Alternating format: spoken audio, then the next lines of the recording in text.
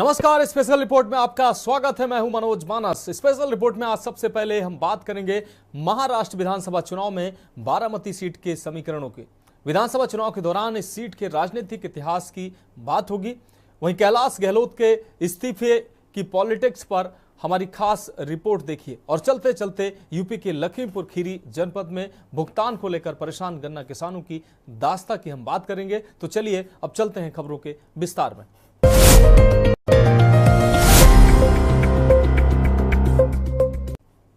तो special report में पहली अहम रिपोर्ट की हम बात करते हैं। महाराष्ट्र विधानसभा चुनाव में कुछ खास सीटों पर सबकी नजरें बनी हुई हैं। ऐसी ही सीटों में पुणे जिले की बारामती विधानसभा सीट भी शामिल है। ये वही सीट है जहां से कभी राष्ट्रवादी कांग्रेस के नेता शरद पवार जीतते आए थे।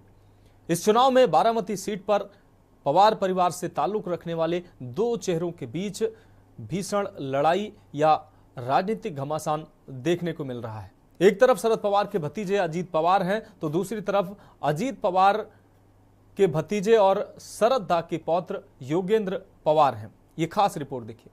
हर साल की तरह महाराष्ट्र विधानसभा चुनाव में बारामती सीट की चर्चा काफी हो रही है। साल 1967 में 27 वर्ष की उम्र में शरद पवार कांग्रेस के टिकट पर बारामती सीट से चुनाव जीते थे। बाद में पवार यहीं से जीतकर मुख्यमंत्री भी बने। बारामती सीट का लेखा जोखा। आजादी के बाद बॉम्बे प्रेसिडेंसी में पहली बार 1951 में विधानसभा चुनाव हुए। जब बॉम्बे का पहला विधानसभा चुनाव हुआ तब बारामती विधानसभा सीट अस्तित्व में आ चुकी थी। पहले चुनाव में बारामती से कांग्रेस के मलिक दादा साहेब को जीत मिली। मलिक दादा साहब ने पीडब्ल्यूपी प्रत्याशी जगताप बाबूजी को 11,593 वोट से शिकस्त दी। 1956 में बॉम्बे में दूसरी बार विधानसभा के चुनाव हुए। इस चुनाव में बारामती सीट पर दो उम्मीदवारों को जीत मिली। पीडब्ल्यूपी से जगताप बाबूजी तो all India scheduled caste federation से सांबाजी बंदबोबा जीतने में सफल रहे।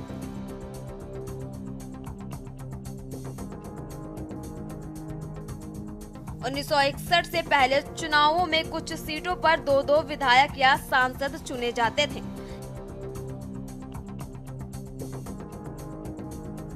इस व्यवस्था में 1961 के 2 सदस्य निर्वाचन क्षेत्र अधिनियम के जरिए खत्म कर दिया गया था।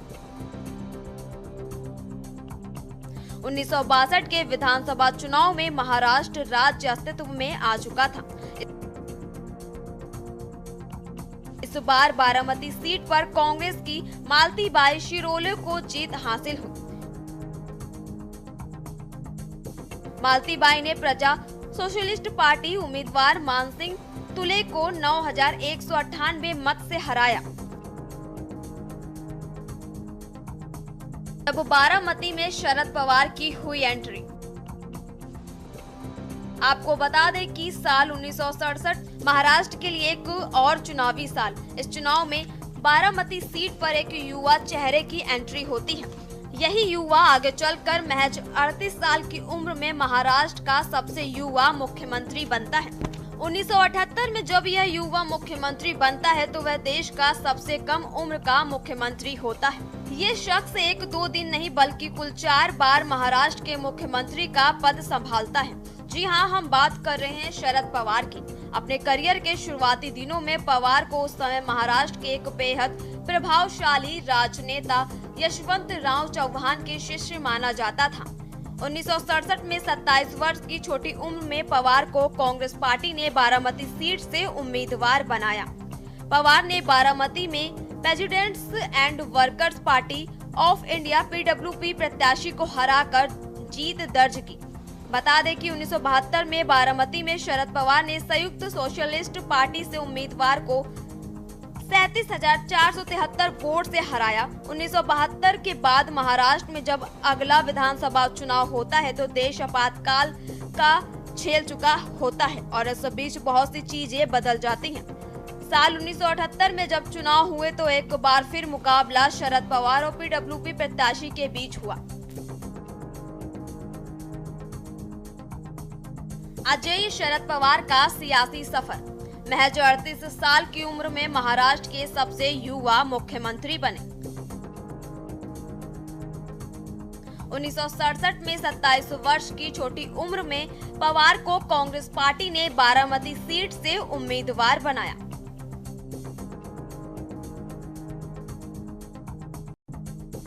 साल 1980 में हुए चुनाव में शरद पवार इंडियन कांग्रेस यू के टिकट पर उतरे। इस बार उन्होंने इंडियन कांग्रेस आई के धोनीबा चोपड़े को 28,378 वोट से शिकस्त की। 1985 के चुनाव में शरद पवार इंडियन नेशनल कांग्रेस संयुक्त के उम्मीदवार के तौर पर किस्मत आजमाई। उन्होंने कांग्रेस के मुकुट राव काकड़े को 18,044 वोट से पटखनी दी। 1990 में कांग्रेस के टिकट पर उतरे शरद पवार का निर्दलीय धोनीबा चोपड़े से सामना हुआ।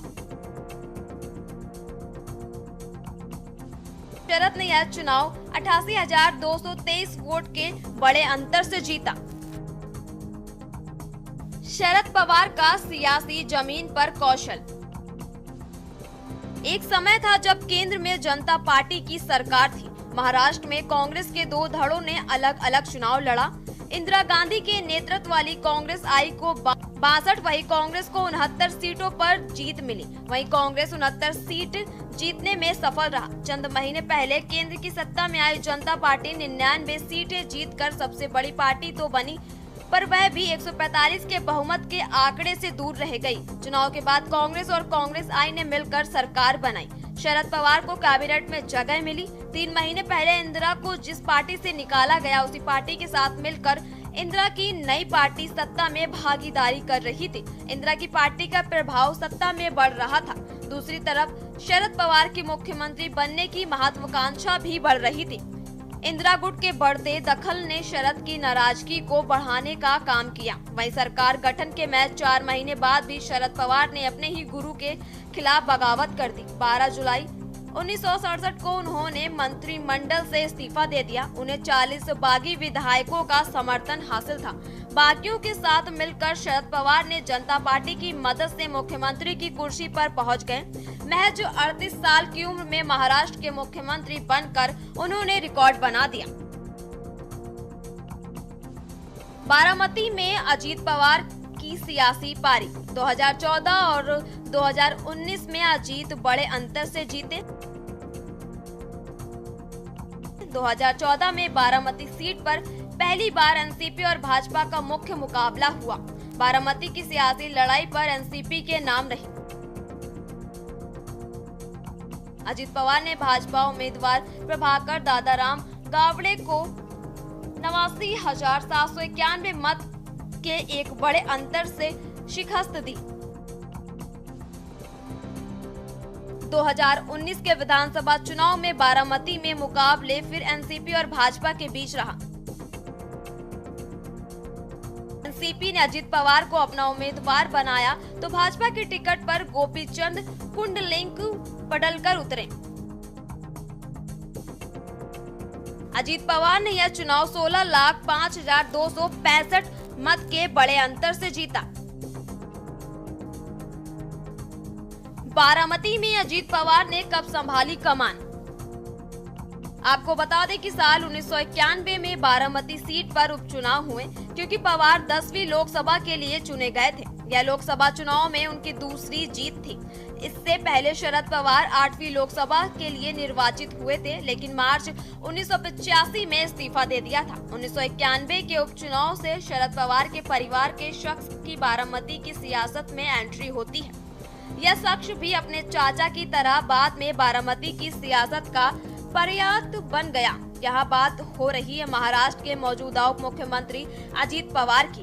1991 के उपचुनाव में बारामती सीट पर अजीत अपने चाचा की जगह लेते हैं और लगातार जीतते हैं। आपको बता दें कि 1995 के बाद महाराष्ट्र में अगले विधानसभा चुनाव 1999 में हुए। इस चुनाव में अजीत पवार कांग्रेस नहीं बल्कि इससे अलग हुए धड़े राष्ट्रवादी कांग्रेस पार्टी के टिकट पर चुनाव मैदान में उतरे। उन्होंने निर्दलीय उम्मीदवार शिकस्त दी। वहीं 2005 में बारामती सीट का मुकाबला एनसीपी और शिवसेना के बीच हुआ। परिणाम फिर एनसीपी उम्मीदवार अजीत पवार के नाम रहा। 2009 के महाराष्ट्र में विधानसभा चुनाव में एनसीपी के अजीत पवार जीत हासिल हुई। उन्होंने निर्दलीय उम्मीदवारों को बड़े अंतर से हरा दिया।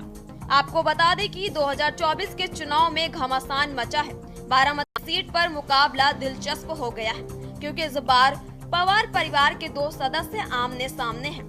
2023 में अपने चाचा से बगावत करने वाले अजीत पवार एनसीपी के टिकट पर उतरे हैं। वहीं शरद पवार ने अपने पोते योगेंद्र पवार को चेहरा बनाया है। बारामती सीट पर कुल 23 प्रत्याशी मैदान में हैं, लेकिन लोगों की नजरें चाचा भतीजे के मुकाबले पर लगी हुई हैं। स्पेशल डेस्क के न्यूज़ इंडिया।